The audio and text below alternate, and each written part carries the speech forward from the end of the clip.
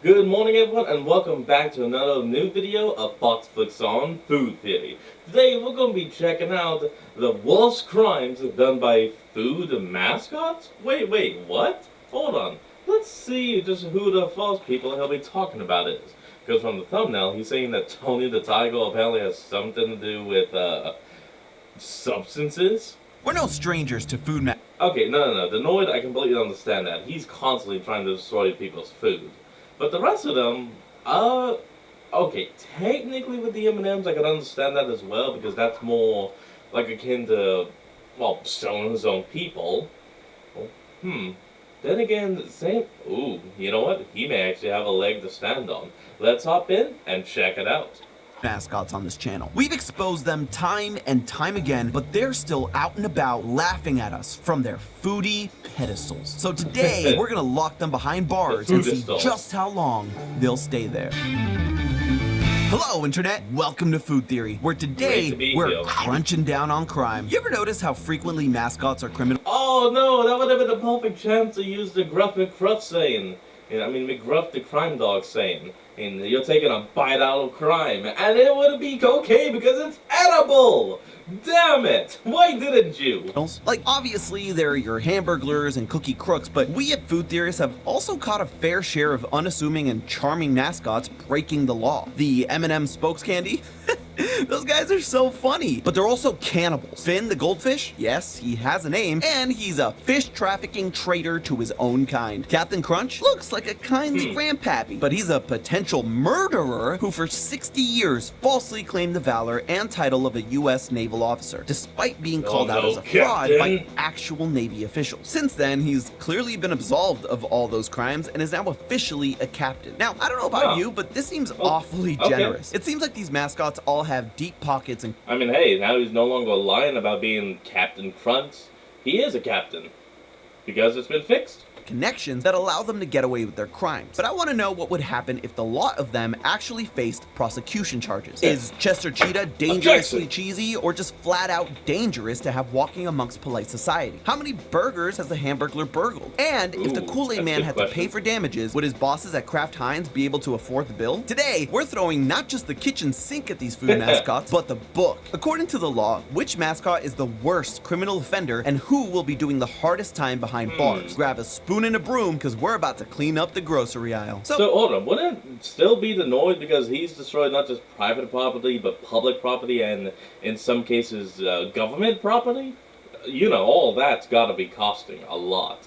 Let me just start by saying there are a lot of food mascots, and many of them are looking at careers that span over 50 years. This means I've got a crunch ton of commercials to dig up and binge, but it also means we have to set up some ground rules so that the Food Theory courthouse doesn't get bogged down with prosecuting the small fries. The first rule I'm employing is double jeopardy. Matt already extensively exposed the crimes of the M&Ms, Captain Crunch, Finn, and the Noid in his own theory. So in the interest of treading new ground, these mascots are protected by the double jeopardy clause, aka the law that prevents someone from being repeatedly tried for the same crime. But for the curious, these criminals would be looking at roughly 25 to life, 1 year, 5 years, and 10 plus years depending on how much the fashion police throws his way. I mean, what even is that? I'm also going to only focus on the crimes of individual mascots. So while Cinnamon Toast Crunch Crazy Squares do frequently eat their own kind in a violent sugar-fueled craze, we can't very well put an entire species of cereal on trial. There's also some important legal parameters we should cover before we take these mascots to court. The American legal system is very nebulous. Crimes in some states are punished differently and even defined differently in others. So in order to streamline our sentencing, I'll be— Hey, that's the law for you. It's not the same everywhere.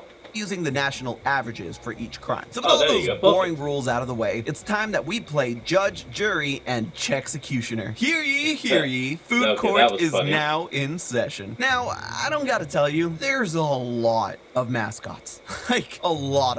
Like, I didn't even realize how many there were when I first started researching this super cute idea. And then suddenly I'm knee-deep in Quizno's Spung Monkeys and Kriegle's the Nightmare Clown. To keep things simple, let's break things down into the major categories so we can find find the worst offender in each. You've got your fast food mascots, your breakfast cereal mascots, general foods, your beverages, and finally, snacks. I thought the fast food mascots would be where we'd find the worst offenders. But honestly, Ronald, super clean. Wendy, nothing. The Colonel is just a sweet old man that loves his chicken. The title isn't even stolen valor. It's an official title given to him. He just really leaned into it. Even Jack from Jack in the Box isn't much of a criminal. And I thought the same thing as you. Oh, whoa. Hold on. Jack is married? Y'all seen that? That's his left hand, and he's wearing a wedding ring. So Jack of Jack in the Box is married. What's his wife named? Box? I'm sorry. That is such a bad joke. Ugh. We're going to need to edit that out. Are you kidding? With that creepy face? But turns out, after being blown up in 1980, Jack returned to advertisements in the mid-90s seeking revenge like a fast food Deadpool. His return escalates in the destruction of the Jack in the Box boardroom, implying that he had evened the score with the old brass that blew him up. Fortunately for Jack, there's reasonable doubt that he actually murdered anyone, despite the heavy implications. Also, because he's technically the CEO, he probably won't be charged for damaging company property. I will say that Jack does have some light breaking and entering here and there, and has committed battery on Phil, his stand-in that tried to take over while he was in a coma. So overall, Jack may be a wee bit psychotic, but isn't... I'm sorry, but no, that is hilarious.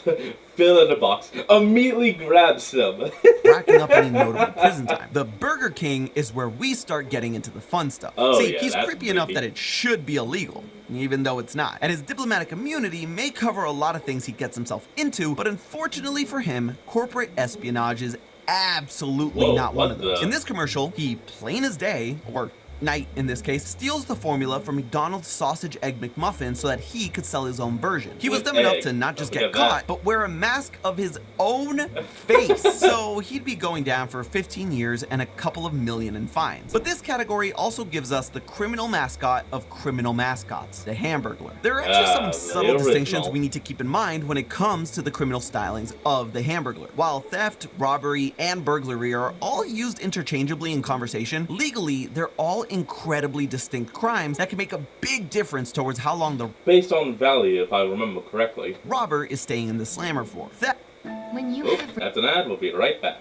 And we're back. Also known as larceny, is the least severe and occurs when someone takes another person's property non-violently, usually without involving direct contact with their target. Robbery, on the other hand, is the most severe and involves acts of stealing through use of force or fear. If there's a weapon involved, it's a robbery. Most mascots don't fall into this category for, well, obvious reasons. It'd be a little hard to sell chalupas if the Taco Bell dog threatened to kill your entire family. Then there's burglary, which is the act of breaking and entering with the intent of committing another crime, be it theft or violence. As far as mascot mischief goes, we're primarily concerned with the degrees of theft. Remember, the punishment has to fit the crime, and not all theft is equal. Nabbing some value menu burgers isn't the same as stealing priceless art, but this doesn't get him off the hook. See, the Hamburglar's crimes actually fall into the category of larceny. Larceny has two major categories: petty larceny and grand larceny. If the total value of goods stolen falls below the threshold of a couple $100s, a theft is considered a misdemeanor, a minor criminal offense, and is likely only going to result in a few months to a year in a county jail. However, if the value of total goods surpasses a certain threshold, then a crime enters the realm of grand larceny, a felony offense. I think the minimum it has to be is like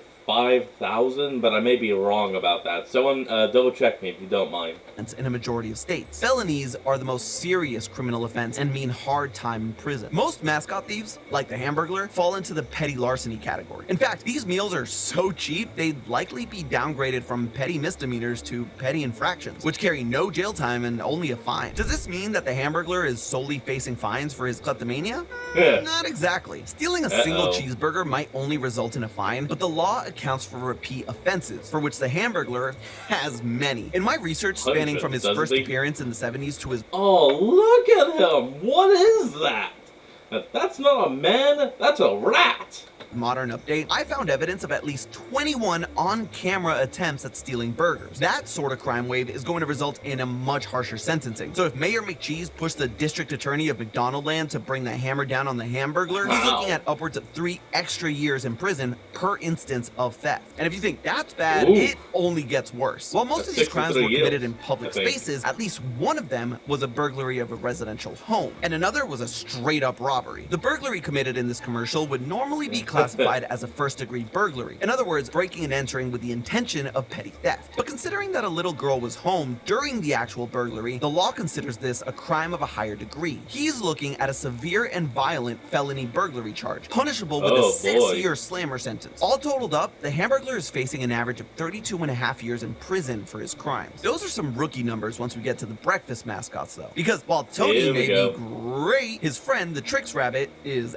absolutely not. This can come as a surprise since you might know the Trix Rabbit not as a perpetrator, but as a victim. Oftentimes, commercials show the rabbit purchasing or winning tricks, only for it to be snatched from his hands by gatekeeping children. Don't let the sobs... All because they say silly rabbit tricks off our kids. He owned those damn tricks! Story fool you. He's got a rap sheet longer than Toucan Sam's beak. You see, Mr. Rabbit has been gracing the front of cereal boxes and TV commercials since 1959, giving him a decade of commercials on top of the Hamburglar. And while Hamburglar has to share the spotlight with Ronald, Grimace, and the rest of McDonaldland, Rabbit is the sole mascot of Trix, which naturally lends itself to more screen time and more crime. My Trix binging turned up 62 on-camera instances of the Rabbit trying to thieve tricks from children. His MO mostly involves using a variety of disguises to trick middle schoolers into sharing their cereal with him. You might think that with all these costume changes, he would be guilty of identity fraud. But legally, identity fraud requires that a perpetrator impersonate someone real. Rabbit's deceptions are less specific. Instead, his real crime here is theft by false pretenses. This carries the same penalties as regular theft, so he's facing roughly 62 years out of the gate. That said, there is one disguise that'll get him into hot water: the police officer. Impersonating law enforcement will tack on an additional year in jail to his sentence. Tricks are for kids, and apparently, maximum security penitentiaries are for rabbits. The real scum of the earth, though, reside in the general foods category, mainly because most of them appear squeaky clean. Too clean. I mean, look at the hamburger helper. Look at his dumb face. You just know he's done something sinister. We just haven't been able to find any prints.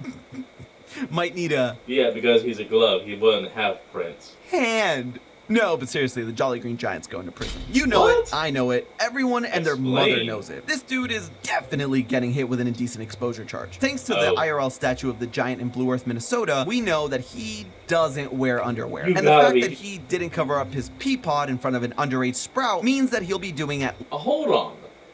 Why would someone build why would they make it accurate is the only way I could actually think of wanting that. At least 5 years in prison and get placed in the registry. Jolly's biggest, most outlandish crime, however, has global ramifications for every citizen of Earth. Due to his incredible powers, Jolly has the ability to move the sun and moon. The physics of how a 55-foot tall green dude can push the sun out of the sky and crush the moon with his bare hands aside, I don't think I need to tell you that casually moving celestial bodies out of orbit would seriously mess things up worldwide. We're talking tidal waves, crop failure, seasonal disruption, and the destabilization of the Earth's axis. And he doesn't stop there. After shuffling around the sun and moon, he reaches into space and breaks off a chunk of the moon to make cheese. And to be clear, this is our moon he's destroying. The Jolly Green Giant doesn't live in another multiverse. The Valley of the Green Giant is actually in Minnesota. So if you tally everything up, the utter destruction of everything we know and love, carry the one, Jolly Green Giant would face approximately $4,850,000,000 in 5 years in the slammer for his crimes. 4.8 billion years for involuntary manslaughter, 50 million years for harming protected animals, and 5 for indecent exposure. That jolly monster. Alright, I had my fun. Let's move on to probably the most famous criminal mascot, the beverage man himself, the Kool-Aid Man. This iconic party crasher sprouted arms in 19... That was wrong, Fox. That was completely wrong. Wrong character altogether. 1975, and has been knocking down walls ever since. Unsurprisingly, the crime he's primarily guilty of is, well, destruction of private property, aka vandalism. Similar to the degrees of theft, the different degrees of vandalism are determined by the total value of goods involved in the crime. This misdemeanor to felony threshold typically ranges between a few hundred to a few $1,000s in damages. Most vandalism sentences usually focus on finding the perpetrator and reimbursing the victim, but felony vandalism can carry some harsh time in the the clink if the judge deems it so. According to the U.S. Sentencing Commission, the average property destruction offender faces 2 years in prison. In order to figure out just how often Kool-Aid Man is doing felony-level damage, we'll need to assess the cost of his incidents. Luckily for us, a Reddit user and professional damage estimator already tallied up an estimated cost of the Kool-Aid Man recreating the Wrecking Ball music video in the kitchen. According to them, accounting for the walls, wiring, and floor damage, the average kitchen wall destroyed by the pitcher of fruit punch would cost roughly $5,000 to repair. That is well over the felony threshold, meaning mostly every single wall bust is going to get him 24 months. There are at least 25 cases in which the Kool-Aid Man burst through structures that'll warrant felony charges. This long list of vandalized property includes several walls, a complete limo door, and a park slide which will cost at least $1,500 to replace. Technically, 2 of the walls the Kool-Aid Man, into oblivion were on his own property, so he wouldn't face criminal charges over them. This totals out the Kool-Aid Man's sentence as 46 years in jail, and the likely repair cost will be in the neighborhood of somewhere between $115,000 and $230,000 in fines. So to answer the question posed earlier, yeah, Kraft Heinz can totally afford the penalties this wannabe Marvel villain is liable for. While on the subject of beverages, we have to include Punchy, the Hawaiian Punch mascot. He might look like a long-lost Rocket Power cousin, but old Punchy has been committing battery since the 1960s. Thankfully, Punchy isn't exactly John Wick. He mostly sticks to singular wallops that don't dole out serious bodily harm. His punches do, however, constitute simple battery, a misdemeanor punishable by an average of 6 months. With 32 recorded instances of Punchy's signature cross, he's likely facing an 11.5-year bid. Fruit Punch, man, just makes you a meanie. But it won't make you as much of a meanie as our final category of future convicts. The snack food mascots are truly an evil bunch. Take Mr. Peanut. Now, there's one mascot I was especially eager to nail due to his squeaky clean record and... Hey guys, I'm gonna go ahead and apologize if you can hear any kind of mowing. And my dad is off today, so he is doing what most dads do, mowing. Polished, opulent appearance. Unfortunately, although this dude has done some undeniably shady stuff, we can't pin anything truly illegal on it. Back in 2020, Mr. Peanut successfully faked his own death and rebirth into a new soul named Baby Nut. But it turns out that faking your death isn't inherently illegal on its own. Most death fakers... Hold on. Is that really faking his death, though? Because, no, he did die to then be reborn. Is that considered faking your death, even though it's reborn? Run into trouble when the authorities are alerted to their fraudulent activities. I mean, let's face it, no one is faking their own death for good reasons. It's usually tax evasion or insurance fraud, but unfortunately, we don't have any hard evidence to put Peanut in a steel shell. This white-collar criminal gets away with it this time. No, the mascot who takes the cake in this entire episode is none other than Chester Cheetah. In addition to a handful of theft charges from his early years, he once took down an entire mansion in the early 2000s. We're talking 3 stories, glass chandeliers, open ballroom. Yikes. By using the value of a similar home that's currently for sale and adjusting for inflation, we can estimate that Chester did just under $1.4 million in damages. Not only that, the homeowner could sue him for a considerable chunk of Cheetah change. The commercial also highlights just how much of a dangerously cheesy wild card Chester is. In this commercial alone, the Cheeto champ would likely be charged with 13 counts of reckless endangerment, a crime that through negligence can put other people in jeopardy. Other commercials from this era show a pattern of behavior and an additional 3 counts of reckless endangerment. Chester in these commercials is brazenly risking the lives of the humans involved, so his actions would most likely result in the highest charge of reckless endangerment. So with up to 7 years per negligence charge, 2 charges from his thieving commercials, and 1 felony vandalism count, Chester is looking at 84 years in prison. So there you have it. Despite competing with a slew of thieves, flashers, crashers, and thrashers, it's Chester Cheetah that'll be behind bars the longest, especially when you take into consideration that cheetahs live about 10 years. That's more than 8 life sentences. It ain't easy being cheesy, but it ain't legal either. Fortunately for him, orange is the new black. But hey, that's just a theory. A food theory. Bon appetit. And if you want to... Well, everyone, that's going to be the end of today's video. I hope you all enjoyed this. Want you all to remember to like, comment, and subscribe for more. Link to the original will be in the description below, and I'll see all you kids next time when we flick back on. This is Fox, signing out. Peace.